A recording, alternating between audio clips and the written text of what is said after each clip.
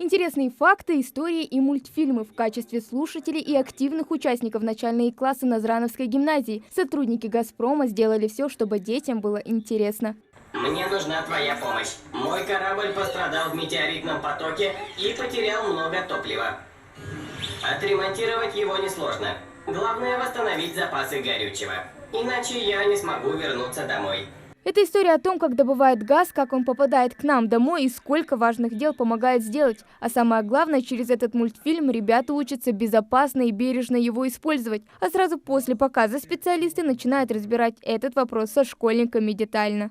Чтобы когда мы пришли домой и поставили чайник на печку, кто использует электрический чайник, или там какую-то еду приготовит, и чтобы включить эту печь, зажечь спичку, этот газ поставляется со средней полосы России, с территории Крайнего Севера, где добывается в крайне тяжелых условиях добывается этот газ и транспортируется по всей стране, в частности в нашу республику. Отвечают охотно. Действительно, в зале лес рук. Не оставляют школьники без вопросов и старших. Им все интересно знать. А заодно и делятся историями из своей жизни с подобными случаями. Нас один был в магазине, и он стоял на 2 улицы от нашего дома.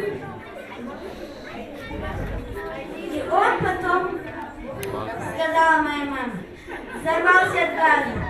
Сказали, что в подвале накопился газ, потому что там была протечка газа. И кто-то бросил спичку или что-то такое, или искра была. И газ взорвался. В этой истории все обошлось без тяжелых последствий. Газ может стать причиной отравления, поэтому важно до прибытия бригады скорой помощи вывести пострадавшего на свежий воздух. Ребята рассказывают все подробно. Это мероприятие точно проводится не для галочки. В начале этого года я и моими коллегами принято решение охватить все среднеобразовательные учреждения нашей республики и возрастной ценз, скажем так, от 2 до 7 класса, вот в этой возрастной категории, довести до каждого ученика нашей республики о том, насколько важно правильно и безопасно потреблять газ в быту. Поэтому задача такая поставлена, я и мои коллеги, каждый взял определенное количество школ, которые мы надеемся в течение 1,5-2 месяцев охватить и постараться довести до наших младших, маленьких потребителей газа, о том, как правильно и безопасно использовать газ в быту.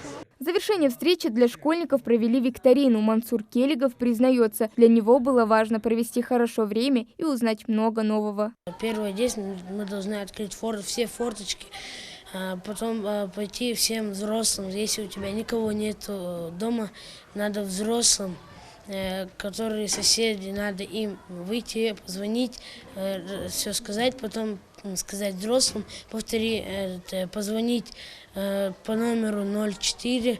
А вот диплом, что у тебя за рука? Этот диплом у нас была викторина, мы выходили по 5 человек с каждого класса, мы ответили на все вопросы, нам дали диплом, еще было 2 класса.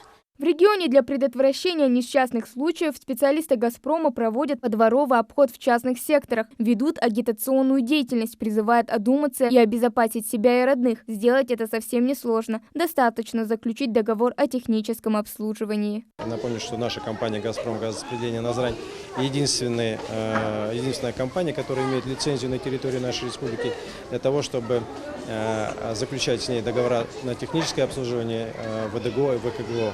Поэтому, если у вас нет заключенного с нашей компанией договора на то ВДГО и ВКГО, прошу обратиться к нам, и таким образом мы устраним это недоразумение. Тем более, что каждый житель республики, который имеет квартиру или жилой дом, обязан заключить и использует газ в быту, обязан заключить с нами такой договор. В последнее время в регионе участились случаи пожара и отравления угарным газом. Среди пострадавших есть и дети. Специалисты предупреждают, если не быть осторожным, на следующий день можно просто не проснуться. Хава Гагиева, Сулейман Костоев, Новости 24.